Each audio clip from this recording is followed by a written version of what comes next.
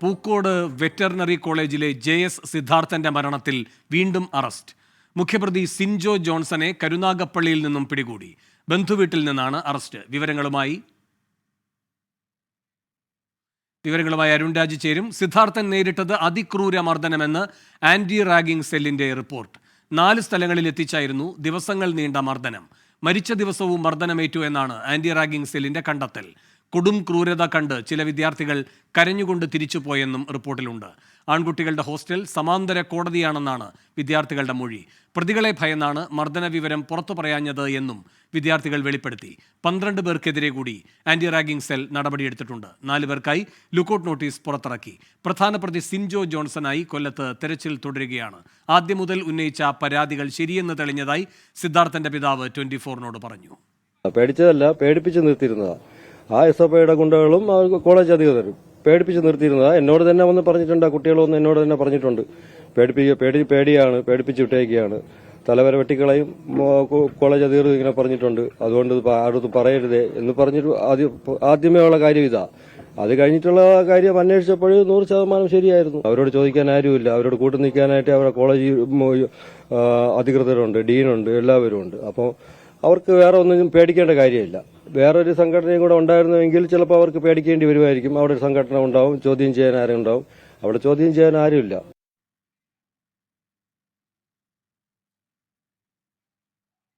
Pookode veterinary കോളേജിലെ JS സിദ്ധാർത്ഥന്റെ മരണത്തിൽ മുഖ്യ പ്രതിയെ പിടികൂടിയിരിക്കുകയാണ്. സിൻജോ ജോൺസനെ കരുനാഗപ്പള്ളിയിൽ നിന്നാണ് പിടികൂടിയത്. ബന്ധുവീട്ടിൽ നിന്നാണ് അറസ്റ്റ് ഉണ്ടായത്. വിവരങ്ങളുമായി അരുൺ രാജ് ചേരുന്നു. അരുൺ, നേരത്തെ സിദ്ധാർത്ഥന്റെ അച്ഛൻ പറയുന്നുണ്ടായിരുന്നു പ്രധാന പ്രതി സിൻജോയാണ്, ക്രൂരമായി മർദ്ദിച്ചതിന് നേതൃത്വം കൊടുത്തതും സിൻജോയാണെന്ന്. എന്തൊക്കെയാണ് ഇപ്പോൾ ലഭിക്കുന്ന വിവരങ്ങൾ? എപ്പോഴാണ് ഇയാൾ പിടിയിലായത്?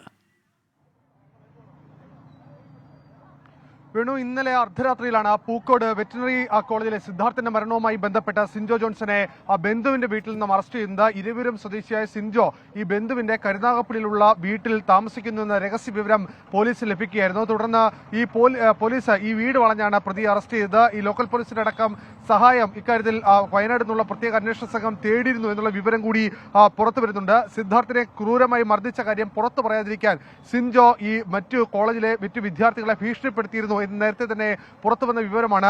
ഈ വിവരം പുറത്തു പറഞ്ഞാൽ തലയുണ്ടാകില്ല എന്നതായിരുന്നു ഈ സിൻജോയുടെ പ്രധാനപ്പെട്ട ഭീഷണി. ഈ മർദ്ദനത്തിൽ സിൻജോ കൂടി പങ്കാളിയായിരുന്നു എന്നുള്ള വിവരം പുറത്തു വന്നു. ഇതിനെ തുടർന്ന് സിൻജോയെ തിരക്കി അന്വേഷണ സംഘം വിവിധ ഇടങ്ങളിൽ അന്വേഷണം നടത്തിയെങ്കിലും പരിശോധന നടത്തിയെങ്കിലും കണ്ടെത്താൻ കഴിഞ്ഞിരുന്നില്ല. ഇതിനിടയിലാണ് സിൻജോ ബന്ധുവിന്റെ വീട്ടിൽ ഒളിവിൽ കഴിയുന്നുണ്ടെന്ന വിവരം പോലീസിന് ലഭിക്കുകയും ഇന്നലെ രാത്രിയോടെ അന്വേഷണ സംഘം കരുനാഗപ്പള്ളിയിലെ ബന്ധുവിന്റെ വീട്ടിൽ നിന്നും സിൻജോയെ അറസ്റ്റ് ചെയ്യുകയും ചെയ്യുന്നത്. അല്പസമയത്തിനകം തന്നെ സിൻജോയെ അന്വേഷണ സംഘം ചോദ്യം ചെയ്യും. ഇക്കാര്യവുമായി ബന്ധപ്പെട്ട കൂടുതൽ വിവരങ്ങൾ സിൻജോയിൽ നിന്ന് ശേഖരിക്കാനുണ്ട് എന്നുള്ളതാണ് അന്വേഷണ സംഘത്തിലെ ഉദ്യോഗസ്ഥരിൽ നിന്ന് വ്യക്തമാക്കുന്നത്. ലോക്കൽ പോലീസിന്റെ സഹായം ഈ വീട് നിന്ന് പ്രതിയെ പിടിക്കുവാൻ മാത്രമാണ് അന്വേഷണ സംഘം ഉപയോഗിച്ചത്. അരുൺ, പല പ്രതികളും പല ദിക്കുകളിൽ നിന്നാണ് പിടിയിലാകുന്നത്. പാലക്കാട് നിന്ന് പിടിയിലാകുന്നു, അതുപോലെ ഇപ്പോൾ കരുനാഗപ്പള്ളിയിൽ നിന്ന് പിടിയിലാകുന്നു. ഈ കാര്യങ്ങളെ സംബന്ധിച്ച് പ്രതികൾ എവിടെയാണ് ഒളിവിലെന്നതിനെ സംബന്ധിച്ച് പോലീസിന് യാതൊരു വിവരവും ഉണ്ടായിരുന്നില്ല എന്ന് വിശ്വസിക്കാൻ കഴിയുമോ? വേണു, ഇക്കാര്യത്തിൽ തുടക്കത്തിൽ പോലീസിനുണ്ടായ പാളിച്ച, ആ പാളിച്ച തന്നെയാണ് ഇത്രത്തോളം ഈ പ്രതികൾ വിവിധ ഇടങ്ങളിലേക്ക് പോകാനുള്ള കാരണമായി പോലീസിലെ ഉന്നത ഉദ്യോഗസ്ഥരെ വിലയിരുത്തുന്നത്. കാരണം ഈ സംഭവം നടന്ന ഈ മരണം സംഭവിച്ചിട്ട് പോലും കൃത്യമായ അന്വേഷണം പോലീസിന്റെ ഭാഗത്തുനിന്ന് ആദ്യഘട്ടത്തിൽ ഉണ്ടായില്ല. ഇത് പ്രതികൾക്ക് ഈ വിവിധ സ്ഥലങ്ങളിലേക്ക് ഒളിവിൽ പോകാനും രഹസ്യ കേന്ദ്രങ്ങളിലേക്ക് മാറാനും സഹായകരമായി എന്നുള്ളതാണ്. നിലവിൽ പോലീസിന് ഈ പ്രതികളെ സംബന്ധിച്ച് ഈ എവിടേക്കാണ് പ്രതികൾ ഒളിവിലുള്ളതെന്ന് സംബന്ധിച്ച കൃത്യമായ വിവരം ഇപ്പോൾ ലഭിക്കുന്നുണ്ട്. കാരണം ഈ കൂടുതൽ പ്രതികളും ബന്ധുക്കളുടെ വീടുകളിലും അതുപോലെ തന്നെ ഈ സുഹൃത്തുക്കളുടെ വീടുകളിലും തങ്ങുന്നു എന്ന വിവരമാണ് പോലീസിന് അവസാന ഘട്ടത്തിൽ ലഭിക്കുന്നത്. ഇതിന്റെ അടിസ്ഥാനത്തിലാണ് പോലീസ് അന്വേഷണ സംഘം വിവിധ ടീമുകളായി തിരിഞ്ഞുകൊണ്ട് ഇപ്പോൾ പ്രതികളെ തേടി വീടുകളിലെത്തി പരിശോധന തുടരുന്നത്. കഴിഞ്ഞ ദിവസങ്ങളിൽ കൊല്ലത്ത് തന്നെ 2 പ്രതികളെ സംബന്ധിച്ചുള്ള അന്വേഷണം നടന്നു എന്ന വിവരം കൂടി ലഭിക്കുന്നുണ്ട്. അത് അതീവ രഹസ്യമായി തന്നെയാണ് അന്വേഷണ സംഘം ഇപ്പോൾ പരിശോധനകൾ തുടരുന്നത്. ഏതെങ്കിലും ഈ പ്രതികളുടെ ബന്ധുക്കൾ, സുഹൃത്തുക്കൾ എന്നിവയുടെ വീടുകൾ കേന്ദ്രീകരിച്ചും ഇപ്പോൾ അന്വേഷണം തുടരാനുള്ള തീരുമാനം കൈക്കൊണ്ടിട്ടുണ്ട്. ചടയമംഗലത്തും സമാന രീതിയിൽ പോലീസിന്റെ ഭാഗത്തുനിന്ന് അന്വേഷണം കഴിഞ്ഞ ദിവസം ഉണ്ടായിരുന്ന ഒരു പ്രതിയെ തിരക്കി ഈ ബന്ധുവിന്റെ വീട്ടിലെത്തിയിരുന്നുവെങ്കിൽ പോലും ആ പ്രതി അവിടെ ഉണ്ടായിരുന്നില്ല എന്നുള്ളതാണ് പോലീസ് വൃത്തങ്ങൾ നൽകുന്ന വിവരം. ഈ സിൻജോയുടെ കാര്യത്തിൽ മാത്രമാണ് പോലീസിന് ലഭിച്ച വിവരം ശരിയാവുകയും കരുനാഗപ്പള്ളിയിൽ നിന്ന് ഇന്നലെ രാത്രിയോടെ അറസ്റ്റ് ഉണ്ടാവുകയും ചെയ്തിട്ടുള്ളത്. അരുൺ, ഈ സിൻജോയുടെ റോൾ എന്താണെന്നാണ് പോലീസ് പറയുന്നത്? ഈ കേസിൽ നേരിട്ട് ബന്ധമുള്ള ആളാണ് സിൻജോ എന്നുള്ളതാണ് പോലീസ് വ്യക്തമാക്കുന്നത്. ഈ നേരത്തെ ഞാൻ ഈ സംസാരിച്ച ഘട്ടത്തിൽ ലോക്കൽ പോലീസുമായി സംസാരിക്കുന്നുണ്ടായിരുന്നു. ഈ കരുനാഗപ്പള്ളി പോലീസിന് ഈ കേസുമായി ബന്ധപ്പെട്ട കൂടുതൽ വിശദാംശങ്ങൾ അറിയില്ല. ഇന്നലെ വൈകുന്നേരത്തോടെയാണ് ഈ പ്രതിയെ തിരക്കി പ്രത്യേക അന്വേഷണ സംഘം ഈ കരുനാഗപ്പള്ളിയിലേക്ക് എത്തുന്നുണ്ടെന്ന വിവരം പോലീസിന് ലഭിക്കുന്നത്. തുടർന്നായിരുന്നു ഈ ലോക്കൽ പോലീസിന്റെ സഹായം തേടുകയും ചെയ്തത്. പോലീസ് പറയുന്നത് ഈ സംഭവത്തിന് കൃത്യത്തിന് ശേഷം കുട്ടികളെ ഭീഷണിപ്പെടുത്തി, ഈ കോളേജിലെ കുട്ടികളെ ഭീഷണിപ്പെടുത്താൻ കൂടി സിൻജോ ശ്രമിച്ചു എന്നുള്ളതാണ്. ഈ മർദ്ദനത്തിന്റെ വിവരങ്ങൾ, ഈ സിദ്ധാർത്ഥിനെ മർദ്ദിച്ച വിവരങ്ങൾ ഏതെങ്കിലും ഘട്ടത്തിൽ പുറത്തേക്ക് പോയാൽ അത് പിന്നീട് കോളേജിൽ എത്തുന്നവർക്ക് തലയുണ്ടാകില്ല എന്നുള്ളതായിരുന്നു സിൻജോയുടെ ഭീഷണി. അങ്ങനെ പിന്നീട് ഈ മർദ്ദനത്തിന്റെ വിവരങ്ങൾ പുറത്തേക്ക് പോകാതിരിക്കാൻ കൂടി കുട്ടികളെ ഭീഷണിപ്പെടുത്തുന്നതിനും സിൻജോയുടെ ഭാഗത്തുനിന്ന് ശ്രമം ഉണ്ടായതായി പോലീസ് വിലയിരുത്തുന്നുണ്ട്. അത്തരം മൊഴികൾ കൂടി പോലീസിന്റെ പക്കലേക്ക് ലഭിച്ചിട്ടുണ്ട്. ഈ മർദ്ദനത്തിൽ നേരിട്ട് പങ്കെടുക്കുക വ്യക്തിയാണ്, സിദ്ധാർത്ഥിനെ മർദ്ദിച്ചതിലും സിൻജോയ്ക്ക് പങ്കുണ്ട് എന്നുള്ളതാണ് പോലീസ് മനസ്സിലാക്കുന്നത്. അങ്ങനെയാണെങ്കിൽ കൂടുതൽ പ്രതികളെ സംബന്ധിച്ചുള്ള വിവരങ്ങൾ സിൻജോയിൽ നിന്ന് ലഭിക്കുമെന്ന ഒരു പ്രതീക്ഷ കൂടി പോലീസ് പങ്കുവെക്കുന്നു. എന്തായാലും സിൻജോയെ ചോദ്യം ചെയ്താൽ മാത്രമേ കൂടുതൽ വിവരങ്ങൾ ഇനി പോലീസ് ലഭിക്കുകയുള്ളൂ. സിൻജോയുടെ അറസ്റ്റ് സാധ്യമായിരിക്കുന്നു. അറസ്റ്റിൽ തുടർന്ന് ഇനി ഏത് രീതിയിലാണ് അന്വേഷണത്തിന്റെ പോക്ക്, അല്ലെങ്കിൽ അന്വേഷണ സംഘം ഏതൊക്കെ രീതിയിലായിരിക്കും ഇനി തുടർ നടപടികൾ സ്വീകരിക്കുക എന്ന വരും മണിക്കൂറിൽ മാത്രമേ വ്യക്തമാവുകയുള്ളൂ. അരുൺ, എത്ര ദിവസം ഇയാൾ ഈ ഒളിവിൽ ഈ ബന്ധുവീട്ടിലായിരുന്നു? അത്തരം കാര്യങ്ങളൊക്കെ പുറത്തു വന്നിട്ടുണ്ടോ? അത്തരം കാര്യങ്ങൾ അറിയാൻ കഴിഞ്ഞിട്ടുണ്ടോ? അല്പസമയം മുമ്പ് പോലീസ് പറയുന്ന വിവരം അനുസരിച്ചാണെങ്കിൽ ഇന്നലെ മാത്രമാണ് പോലീസിന് ഇത് സംബന്ധിച്ച വിവരം, ഈ പ്രാഥമികമായ വിവരം പോലീസിന് ലഭിക്കുന്നത്. പോലീസിന്റെ രഹസ്യാന്വേഷണ വിഭാഗം കൈമാറിയ വിവരം പിന്നീട് ക്രോസ് ചെക്ക് ചെയ്യുകയും ഇത് അന്വേഷണ സംഘത്തെ അറിയിക്കുകയുമായിരുന്നു. 2 ദിവസമായി ഈ പ്രതി ഈ സ്ഥലത്ത് തന്നെ ഉണ്ട് എന്നുള്ള വിവരമാണ് നിലവിൽ രഹസ്യാന്വേഷണ വിഭാഗത്തിന് ലഭിച്ചിട്ടുള്ളത്. പക്ഷേ അതിൽ കൂടുതൽ ദിവസം ഈ പ്രതി ഇവിടെ ഉണ്ടായിരുന്നു എന്ന് സംബന്ധിച്ച വിവരത്തിൽ കൂടുതൽ പരിശോധന തുടരുകയാണ്. ഈ സിൻജോയുടെ ഏറ്റവും അടുത്ത ബന്ധു തന്നെയാണ് ഈ കരുനാഗപ്പള്ളിയിൽ താമസിക്കുന്നത്. ആ വീട്ടിൽ സിൻജോ എത്താനുള്ള സാധ്യത പോലീസ് നേരത്തെ കണ്ടിരുന്നു. പക്ഷേ അവിടെ കേന്ദ്രീകരിച്ചുള്ള പരിശോധന അന്വേഷണം പോലീസിന്റെ ഭാഗത്തുനിന്ന് ഉണ്ടായില്ല. ഈ കേസിൽ കൂടുതൽ ഒരു മാധ്യമ ശ്രദ്ധ കൈവരികയും ഈ വിഷയവുമായി ബന്ധപ്പെട്ട കൂടുതൽ വിവരങ്ങൾ പുറത്തേക്ക് വരികയും ചെയ്യുന്ന ഘട്ടത്തിലാണ് പോലീസിന്റെ അന്വേഷണം ഈ ബന്ധു വീട്ടിനെ കേന്ദ്രീകരിച്ച് കഴിഞ്ഞ ദിവസം ഉണ്ടായത്. തുടർന്നാണ് ഈ പ്രതി അവിടെ ഉണ്ട് എന്ന് ഉറപ്പുവരുത്തുകയും ഇന്നലെ രാത്രിയോടെ അറസ്റ്റ് സാധ്യമാക്കുകയും ചെയ്തത്. അന്വേഷണ സംഘത്തിന് ഇക്കാര്യത്തിൽ ഒരു തുടക്കത്തിലുണ്ടായ മെല്ലപ്പോക്ക്, ആ മെല്ലപ്പോക്ക് തന്നെയാണ് പ്രതികളെ ഇത്രയധികം ദൂരം സഞ്ചരിക്കാനും ഇത്രയധികം തവണ അല്ലെങ്കിൽ ഇത്രയധികം കേന്ദ്രങ്ങളിലേക്ക് മാറാനും പ്രതികൾക്ക് സഹായകരമായത് എന്ന കാര്യത്തിൽ തർക്കമില്ല. അരുൺ, സിൻജോയെ വയനാട്ടിലേക്കാണോ കൊണ്ടുപോയത് പോലീസ്?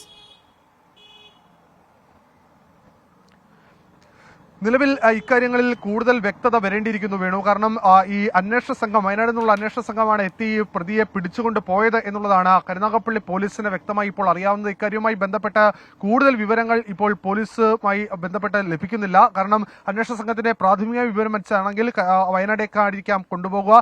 തുടർന്ന് വയനാട് എത്തിച്ച ശേഷം തുടർ നടപടികൾ, അന്വേഷണവും മറ്റ് നടപടികളിലേക്കടക്കം കാര്യങ്ങൾ പോകും.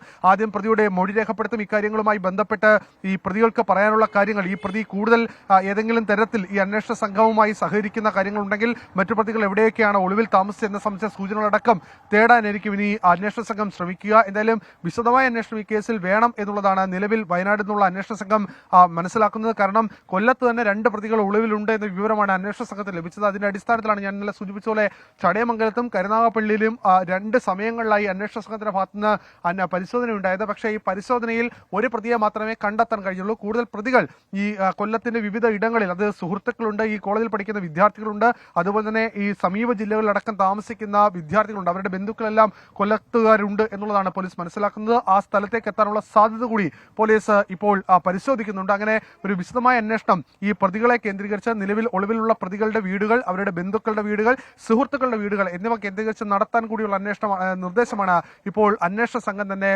വിവിധ ജില്ലാ പോലീസ് മേധാവികന്മാർക്ക് നൽകിയിട്ടുള്ളത്. അതിന്റെ അടിസ്ഥാനത്തിലുള്ള പരിശോധന തുടരുകയും ചെയ്യുന്നുണ്ട്. ശരി, പൂക്കോട് സിദ്ധാർത്ഥന്റെ മരണത്തിൽ പ്രധാന പ്രതി പിടിയിലായിരിക്കുന്നു. സിൻജോ ജോൺസൺ ആണ് അറസ്റ്റിലായിരിക്കുന്നത്. കായംകുളത്തെ ബന്ധുവീട്ടിൽ ഒളിവിൽ കഴിയുകയായിരുന്നു സിൻജോ. വയനാട്ടിൽ നിന്നെത്തിയ പോലീസ് സംഘം ലോക്കൽ പോലീസിന്റെ സഹായത്തോടെ ഇയാളെ പിടികൂടുകയായിരുന്നു. വിശദാംശങ്ങളാണ് അരുൺ രാജ് കൊല്ലത്ത് നിന്ന് നൽകിയത്. സിദ്ധാർത്ഥനെതിരെ നൽകിയ വ്യാജ പരാതി പരിഗണിച്ച ഉദ്യോഗസ്ഥർക്കെതിരെയും നടപടി വേണമെന്ന് പിതാവ് ജയപ്രകാശ്. മകൻ മരിച്ച ശേഷവും വ്യാജ പരാതി പരിഗണിച്ച ഇന്റേണൽ കമ്മിറ്റി അംഗങ്ങളുടെ പ്രവൃത്തിയിൽ ദുരൂഹതയുണ്ട്. അതെ, രാവിലെ ആരോ പറയുന്നു പ്ലസ് ബോർഡ് അവിടെ നിന്ന് മാറ്റിയിരുന്നു. അവർ ഇന്നലെ SFI പ്രവർത്തകനായ സിദ്ധാർത്ഥനെ അതിന്റെ മരണത്തിന് ഉത്തരവാദിത്വം പിടിക്കണമെന്ന് പറഞ്ഞിട്ട് ബോർഡ് അങ്ങോട്ട് വെച്ചു. അങ്ങനെ എൻ്റെ അടുത്ത് സുഹൃത്തുക്കളൊന്നും പറഞ്ഞ ഒരു ബോർഡ് ഇരിക്കുന്നു. ഞാൻ പറഞ്ഞു അത് ആര് വെച്ച് നമുക്കറിയില്ല, അത് അവൻ പാർട്ടി പ്രവർത്തകനൊന്നുമില്ല, എനിക്ക് നല്ലവണ്ണം അറിയാം, എടുത്ത് മാറ്റാൻ പറയുമെന്ന് ഞാൻ അവരോട് പറഞ്ഞു. നാട്ടുകാരെടുത്ത് മാറ്റിക്കഴിഞ്ഞാൽ പിന്നെ അത് അവിടുത്തെ വേറെ പ്രശ്നമാവും, അവിടുത്തെ രാഷ്ട്രീയ പ്രശ്നമായിരിക്കും. അതുകൊണ്ട് എനിക്ക് തോന്നുന്നു അവർ തന്നെ എടുത്ത് മാറ്റിക്കാണും. സിദ്ധാർത്ഥ പാർട്ടിക്കാരനൊന്നുമില്ല, സിദ്ധാർത്ഥന് അതിന്റെ ആവശ്യമില്ല, അവൻ പാർട്ടി ചേർന്നിട്ടുമില്ല. പിന്നെ അവനെ കൊന്ന ആൾക്കാർ എന്നെ അതുകൊണ്ട് ഫ്ലക്സും വെച്ചിട്ട് പിന്നെ ഞാൻ എന്താ പറയാന്ന് പറഞ്ഞു. അതിനുശേഷം പോയിട്ട് കാണാനില്ലാത്തത്. അഭിജിത്ത് മുഴക്കുന്ന് കോഴിക്കോട് നിന്ന് കൂടുതൽ വിവരങ്ങളുമായി ചേരുന്നുണ്ട്. അഭിജിത്ത്, ക്ഷമിക്കണം, വയനാട്ടിൽ നിന്ന് കൂടുതൽ വിവരങ്ങളുമായി ചേരുന്നുണ്ട്. അഭിജിത്ത്, ഈ ആന്റി റാഗിംഗ് സെല്ലിന്റെ റിപ്പോർട്ട് എന്തൊക്കെയാണ്? അതിൽ ഏതൊക്കെ തരത്തിലുള്ള ക്രൂരമായ പീഡനത്തിന് സിദ്ധാർത്ഥൻ വിധേയനായി, ആരൊക്കെയാണ് അതിൽ പങ്കെടുത്തത് തുടങ്ങിയ വിശദാംശങ്ങളടക്കമുണ്ടല്ലോ. എന്തൊക്കെയാണ് അറിയാൻ കഴിയുന്ന വിവരങ്ങൾ?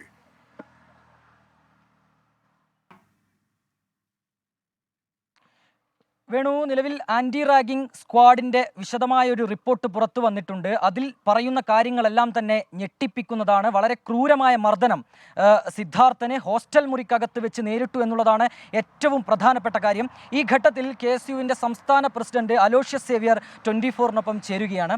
അലോഷ്യസ്, 24 ആണ് ഈ വാർത്ത ആദ്യമായി പുറത്തേക്ക് കൊണ്ടുവരുന്നത്. അതിനുശേഷം പോലീസിന്റെ നടപടി വരുന്നു. 18ഓളം പേരെ പ്രതിപട്ടികയിൽ ചേർക്കുന്നു. SFIയുടെ യൂണിറ്റ് സെക്രട്ടറി അടക്കം, യൂണിയൻ പ്രസിഡന്റ് അടക്കം പിടിയിലാകുന്നു. തുടർന്ന് വരുന്ന വിവരങ്ങൾ, ഈ ഹോസ്റ്റൽ മുറിക്കകത്ത് വെച്ച് വലിയ രീതിയിലുള്ള മർദ്ദനം ഈ സിദ്ധാർത്ഥന് നേരിട്ടിട്ടുണ്ട് എന്നുള്ളതാണ്. എന്താണ് ഇക്കാര്യത്തിൽ KSUവിൻ്റെ പ്രതികരണം? 18-ാം തീയതി സിദ്ധാർത്ഥനെ കെട്ടിത്തൂങ്ങിയ നിലയിൽ ഹോസ്റ്റലിൻ്റെ ബാത്റൂമിൽ കണ്ടതിന് ശേഷം ഇത് മുഖ്യധാര മാധ്യമങ്ങളിലേക്കൊന്നും ഈ വിഷയങ്ങൾ വരുന്നില്ല. 22-ാം തീയതിയാണെന്ന് ഞാൻ മനസ്സിലാക്കുന്നു. 24 ഉൾപ്പെടെ തുടക്കം മുതൽ ഈ വിഷയങ്ങൾ വന്നതിന് ശേഷം വലിയ മാധ്യമങ്ങൾ ഇതെല്ലാം ഏറ്റെടുക്കുകയും വലിയ ഒരു ഈ വിഷയത്തിൻ്റെ ഗൗരവത്തിലേക്ക് അല്ലെങ്കിൽ അതിൻ്റെ ഉള്ളറകളിലേക്ക് കേരളീയ പൊതുസമൂഹം ചർച്ച ചെയ്യുന്ന തരത്തിലേക്കും പോയി. കേരളീയ പൊതുസമൂഹത്തെ, വിദ്യാർത്ഥി സമൂഹത്തെ ആകെ ഭയപ്പെടുത്തുന്ന അല്ലെങ്കിൽ ലജ്ജിപ്പിക്കുന്ന തരത്തിലുള്ള ഒരു വലിയ ആൾക്കൂട്ട കൊലപാതകമാണ് സിദ്ധാർത്ഥന്റെ കാര്യത്തിൽ നടന്നിരിക്കുന്നത്. അതിൽ SFI എന്ന് പറയുന്ന ഒരു വിദ്യാർത്ഥി സംഘടന പ്രതിസ്ഥാനത്ത് നിൽക്കുമ്പോൾ എന്താണ് അവർ ക്യാമ്പസുകളിൽ വിദ്യാർത്ഥികൾക്ക് വേണ്ടി ചെയ്യുന്നത്, അല്ലെങ്കിൽ ഒരു വിദ്യാർത്ഥി സംഘടന എന്ന് പറയാൻ തന്നെ അപമാനകരമായ രീതിയിലേക്ക് ഇതിൻ്റെ ഉള്ളറകളിൽ അല്ലെങ്കിൽ ഇതുമായി ബന്ധപ്പെട്ട് നടന്ന വിഷയങ്ങളെല്ലാം ഓരോ ദിവസം ദിനം പ്രതി പുറത്തേക്ക് വരികയാണ്. വലിയ മനുഷ്യാവകാശ ലംഘനങ്ങൾ തുടർച്ചയായി കേരളത്തിലെ SFI അടക്കി ഭരിക്കുന്ന ഹോസ്റ്റലുകളിൽ നടക്കുന്നുണ്ട് എന്ന് കഴിഞ്ഞ കുറേയേറെ നാളുകളായി KSU നടത്തുന്ന ആരോപണമാണ്. അത് ഏറ്റവും ഒടുവിൽ ഇന്ന് സിദ്ധാർത്ഥന്റെ മരണത്തിൽ എത്തി നിൽക്കുമ്പോൾ ഇതിൻ്റെ ഉത്തരവാദിത്തത്തിൽ നിന്ന് SFI എന്ന് പറയുന്ന വിദ്യാർത്ഥി സംഘടനയ്ക്ക് ഒഴിഞ്ഞു മാറാൻ സാധിക്കത്തില്ല. കേരളത്തിലെ ബഹുഭൂരിപക്ഷം വരുന്ന സർക്കാർ ഹോസ്റ്റലുകളിലും ഇതിലും വലിയ മനുഷ്യാവകാശ ലംഘനങ്ങൾ SFI ഇതര വിദ്യാർത്ഥി സംഘടനകൾക്ക് മാത്രമല്ല, അവർക്കെതിരെ വിരൽ ചൂണ്ടുന്ന, അവരെ ചോദ്യം ചെയ്യുന്ന വിദ്യാർത്ഥികൾ പോലും നേരിടേണ്ടി വരുമ്പോൾ ഇതിൻ്റെ അകത്ത് ഇപ്പോൾ ഏതെങ്കിലും തരത്തിലുള്ള ബാഹ്യ ഇടപെടലുകൾ അല്ലെങ്കിൽ സമ്മർദ്ദങ്ങൾക്ക് പോലീസ് ഉദ്യോഗസ്ഥരോ അല്ലെങ്കിൽ ഏതെങ്കിലും തരത്തിലുള്ള സംരക്ഷണം ഈ പ്രതികൾക്ക് ലഭിക്കുന്നതായി നിങ്ങളുടെ അറിവിൽ അങ്ങനെ എന്തെങ്കിലും ഉണ്ടോ? ഉണ്ട്. തുടക്കം മുതൽ ഈ പ്രതികളെ സംരക്ഷിക്കുന്നതിന് വേണ്ടിയിട്ടുള്ള ഒരു സമീപനം അവിടുത്തെ പോലീസ് അധികാരികൾ, പ്രാദേശികമായിട്ടുള്ള പോലീസ് അധികാരികളുടെ ഭാഗത്തു നിന്നും ഉണ്ടായിട്ടുണ്ട്. അതിനെ നിയന്ത്രിക്കുന്നത് അല്ലെങ്കിൽ ആ പോലീസ് എത്തരത്തിൽ റിപ്പോർട്ട് തയ്യാറാക്കണം, അന്വേഷണം നടത്തണമെന്ന് നിയന്ത്രിക്കുന്നത് ഇവിടുത്തെ പ്രാദേശികമായിട്ടുള്ള CPM നേതൃത്വമാണ്. അതിനെ നിയന്ത്രിക്കുന്നത് SFI ആണ്. അതുകൊണ്ടാണ് ഇത്രയേറെ ദിവസങ്ങളായിട്ട് മുഴുവൻ പ്രതികളെ പോലും പിടിക്കാൻ പറ്റാത്തൊരു സാഹചര്യം. 22-ാം തീയതി 12ഓളം വിദ്യാർത്ഥികളെ സസ്പെൻഡ് ചെയ്തു എന്ന് പറയുമ്പോഴും 23-നും 24-നും ഈ വിദ്യാർത്ഥികൾ സ്വൈര്യവിഹാരമായ ക്യാമ്പസിൽ നടത്തുന്നുണ്ട്. അപ്പോൾ വലിയ സംരക്ഷണം ഈ വിദ്യാർത്ഥികൾക്ക് ലഭിക്കുന്നുണ്ട്. അതിൽ നിന്ന് SFI എന്ന് പറയുന്ന വിദ്യാർത്ഥി സംഘടന പിന്നോട്ട് പോകണം, അവരെ നിയമത്തിന്റെ മുന്നിൽ കൊണ്ടുവരണം. ഇനിയും കേരളത്തിലെ ക്യാമ്പസിൽ ഒരു സിദ്ധാർത്ഥൻ ഉണ്ടായിക്കൂടാ എന്നൊരു ആവശ്യം കൂടിയാണ് KSUവിന് മുന്നോട്ട് വയ്ക്കാനുള്ളത്. ഏതായാലും വേണു, ഈ ഘട്ടത്തിൽ KSUവിൻ്റെ നിലപാട് വ്യക്തമാണ്. അതായത് ഇതുപോലെയുള്ള സംഭവങ്ങൾ ഇനി ആവർത്തിക്കരുത് എന്നുള്ളതാണ് KSU സംസ്ഥാന പ്രസിഡന്റ് അലോഷ്യസ് സേവ്യർ 24-നോട് സംസാരിക്കുമ്പോൾ വ്യക്തമാകുന്നത്. ഏതായാലും ഞാൻ ആദ്യഘട്ടത്തിൽ സൂചിപ്പിച്ചതുപോലെ തന്നെ ഈ ആന്റി റാഗിംഗ് സ്ക്വാഡിൻ്റെ ആ റിപ്പോർട്ടിൽ കൃത്യമായി ഏതൊക്കെ തരത്തിലുള്ള മർദ്ദനങ്ങളാണ് സിദ്ധാർത്ഥൻ ആ ഹോസ്റ്റൽ മുറിക്കകത്ത് വെച്ച് നേരിട്ടത് എന്ന് വ്യക്തമാക്കുന്നുണ്ട്. സിദ്ധാർത്ഥനെ 4ഓളം ഇടങ്ങളിൽ ചെന്ന് മർദ്ദിച്ചു എന്നുള്ളതാണ് ഏറ്റവും പ്രധാനം. സിദ്ധാർത്ഥനെ നഗ്നനാക്കി മർദ്ദിച്ചു, ബെൽറ്റ് കഴുത്തിൽ മുറുക്കി മർദ്ദിച്ചു. മർദ്ദിക്കാൻ തയ്യാറാകാതിരുന്ന വിദ്യാർത്ഥികളെ ഉറങ്ങിയിടത്തു നിന്ന് ഉറക്കം എഴുന്നേൽപ്പിച്ചു കൊണ്ടുവന്ന് ഭീഷണിപ്പെടുത്തി മർദ്ദിപ്പിച്ചു. ഒപ്പം തന്നെ ഈ സിദ്ധാർത്ഥനെ കൊണ്ട് നിലം തുടപ്പിച്ചു. അങ്ങനെ വലിയ മനുഷ്യാവകാശ ലംഘനങ്ങളുടെ വലിയ കഥകളാണ് ഈ ഹോസ്റ്റലിലെ തന്നെ വിദ്യാർത്ഥികൾ ആന്റി റാഗിംഗ് സ്ക്വാഡിന് മുന്നിൽ മൊഴിയായി രേഖപ്പെടുത്തിയത്. ഒപ്പം തന്നെ ഈ ഹോസ്റ്റൽ ചുറ്റുപാട്, അതായത് ഈ ഹോസ്റ്റൽ എന്നുള്ളത് കോളേജ് യൂണിയന്റെ ഒരു സമാന്തര കോടതിയാണ് എന്നും ഈ വിദ്യാർത്ഥികൾ നൽകിയ മൊഴിയിൽ പറയുന്നുണ്ട്. ഈ കോളേജിനകത്ത് നടക്കുന്ന, ഹോസ്റ്റലിനകത്ത് നടക്കുന്ന കാര്യങ്ങൾ അതിന് പുറത്തേക്ക് പോകാൻ പാടില്ല. അത്തരത്തിൽ ഏതെങ്കിലും തരത്തിലുള്ള സംഭവങ്ങൾ കോളേജ് അധികൃതരിലേക്ക് എത്തിയാൽ ഇവർ വലിയ രീതിയിലുള്ള ആക്രമണങ്ങൾക്ക് വിധേയരാകേണ്ട ഒരു സാഹചര്യവും അവിടെ നിലനിൽക്കുന്നുണ്ട് എന്നുള്ള കാര്യം കൂടി നിലവിൽ ഈ ആൻറ്റി റാഗിംഗ് സ്ക്വാഡിൻ്റെ ഭാഗത്തു നിന്ന് കണ്ടെത്തലായി ഉണ്ടായിട്ടുണ്ട്. ഏതായാലും ഈ മൊഴികളുടെയൊക്കെ അടിസ്ഥാനത്തിൽ നിലവിൽ 31 പേർക്കെതിരെ ആൻറ്റി റാഗിംഗ് സ്ക്വാഡ് നടപടിയെടുത്തിട്ടുണ്ട്. ഇന്ന് 12 പേർക്കെതിരെയാണ് നടപടി വന്നത്. അതിൽ 10 പേർക്ക് 1 വർഷത്തെ പഠന വിലക്കുണ്ട്. 2 പേരെ ഇന്റേണൽ പരീക്ഷകളിൽ നിന്ന് വിലക്കാനുള്ളൊരു തീരുമാനം കൂടി ഉണ്ടായിട്ടുണ്ട്. അതായത് ഈ റാഗിങ്, ഈ സിദ്ധാർത്ഥൻ നേരിട്ട പീഡനം, ക്രൂരത ഇത് കണ്ടു നിന്നവർക്കെതിരെയും ഇതിനോട് പ്രതികരിക്കാത്തവർക്കെതിരെയും ഇത് വേണ്ട രീതിയിൽ അധികൃതർക്ക് മുന്നിലേക്ക് എത്തിക്കാതിരുന്നവർക്കെതിരെ കൂടിയാണ് നിലവിൽ നടപടി വരുന്നത്. UGCയുടെ ചട്ടമനുസരിച്ച് റാഗിംഗ് നടക്കുന്ന വിവരം ശ്രദ്ധയിൽപ്പെട്ടാൽ അത് അധികൃതരെ അറിയിക്കേണ്ടതുണ്ട്. പക്ഷേ അത്തരത്തിലുള്ള ഒരു നടപടി ഈ ഹോസ്റ്റലിലെ വിദ്യാർത്ഥികളുടെ ഭാഗത്തു നിന്ന് ഉണ്ടായിട്ടില്ല എന്നുള്ളതാണ് ഏറ്റവും ഗൗരവതരമായ കാര്യം. ഇത് ഈ കോളേജ് യൂണിയനിലെ വിദ്യാർത്ഥികളെ ഭയന്നാണ്, യൂണിയന്റെ ഭാരവാഹികളെ ഭയന്നാണ് എന്നുള്ളതാണ് നിലവിൽ ഈ ഹോസ്റ്റലിലെ മറ്റ് അന്തേവാസികൾ പറയുന്നൊരു വിവരം. ഈ ഹോസ്റ്റലിൽ ഇപ്പോൾ കേവലം രണ്ട് വിദ്യാർത്ഥികൾ മാത്രമാണ് ഈ ഹോസ്റ്റലിലുള്ളത്. മറ്റ് വിദ്യാർത്ഥികളൊക്കെ തന്നെ ഹോസ്റ്റൽ വിടുന്നൊരു സാഹചര്യവും നിലവിലുണ്ട്. ഈ വിവരം ആദ്യം പുറത്തറിയിക്കുന്നത്, ഈ സിദ്ധാർത്ഥൻ്റെ മരണവിവരം പുറത്തറിയിക്കുന്നത് ഇതര സംസ്ഥാനത്തുള്ള, അതായത് മറ്റ് സംസ്ഥാനങ്ങളിലുള്ള വിദ്യാർത്ഥികളാണ്. അവർ മുഖാന്തരമാണ് ഈ വിവരം പുറത്തേക്ക് എത്തുന്നത്. അവരും ഈ ഹോസ്റ്റലിൽ നിലവിലില്ല. അവർ ഈ ആക്രമണത്തെ ഭയന്നുകൊണ്ട് അവർ ഈ സംസ്ഥാനം തന്നെ വിട്ടുപോകുന്ന ഒരു സാഹചര്യം ഉണ്ടായി എന്നുള്ള ഒരു മൊഴി കൂടി വിദ്യാർത്ഥികൾ ഈ ഘട്ടത്തിൽ നൽകുന്നുണ്ട്. ഏതായാലും പോലീസിൻ്റെ അന്വേഷണം ഒരു ഭാഗത്ത് നടക്കുന്നു. ഒപ്പം തന്നെ ഈ പ്രശ്നങ്ങളെല്ലാം തന്നെ വിരൽ ചൂണ്ടുന്നത് കോളേജ് അധികൃതർക്കു നേരെയാണ്. കോളേജ് അധികൃതർ ഇക്കാര്യങ്ങൾ അറിഞ്ഞിട്ടില്ലേ എന്നുള്ളതാണ് പ്രധാനപ്പെട്ട ചോദ്യം. ഒപ്പം തന്നെ ഈ ഹോസ്റ്റൽ വാർഡൻ എന്തുകൊണ്ടാണ് ഇത്തരമൊരു സംഭവം ഉണ്ടായിട്ടും നടപടിയെടുക്കാഞ്ഞത്, മുകളിലുള്ള ആൾക്കാരോട്, കോളേജ് അധികൃതരോട് ഇക്കാര്യങ്ങൾ പറയാതിരുന്നത് എന്നുള്ളതും പ്രധാനപ്പെട്ട ചോദ്യമാണ്. സർവകലാശാല ഈ ഒരു വിഭാഗങ്ങളിലുള്ളവർക്ക് നേരെ, അതായത് ഈ ഹോസ്റ്റൽ വാർഡനെതിരെയോ അല്ലെങ്കിൽ മറ്റാർക്കെതിരെയോ നടപടി നിലവിൽ എടുത്തിട്ടുമില്ല. അതുകൊണ്ട് തന്നെ കൂടുതൽ അന്വേഷണം ഈ ഒരു ഘട്ടത്തിൽ ഉയർന്നു വരേണ്ടതുണ്ട്. കൂടുതൽ അന്വേഷണം, പ്രതികൾക്ക് വേണ്ടിയുള്ള അന്വേഷണവും പോലീസ് നടക്കുന്നുണ്ട്. അല്പസമയം മുൻപാണ് ഡിൻസൺ ജോൺസ്, നിലവിൽ മുഖ്യപ്രതിയായ ഡിൻസൺ പിടിയിലായത്, കൊല്ലത്ത് നിന്ന് പിടിയിലായത്. ഒപ്പം മറ്റു പ്രതികൾക്കായി പോലീസ് ലുക്കൌട്ട് നോട്ടീസ് പുറപ്പെടുവിച്ചിട്ടുമുണ്ട്. നിലവിൽ 12 പേരാണ് പോലീസ് പിടികൂടിയിട്ടുള്ളത്. പ്രതിപട്ടികയിലുള്ള 6 പേർക്ക് കൂടിയുള്ള തിരച്ചിൽ കാര്യക്ഷമമായി ഊർജിതമായി നടക്കും എന്നുള്ളതാണ് പോലീസിന്റെ ഭാഗത്തുനിന്ന് ലഭിക്കുന്ന ഒരു മറുപടി. വേണു, അഭിജിത്ത് മുഴക്കുന്നാണ് വിവരങ്ങൾ നൽകിക്കൊണ്ടിരിക്കുന്നത്.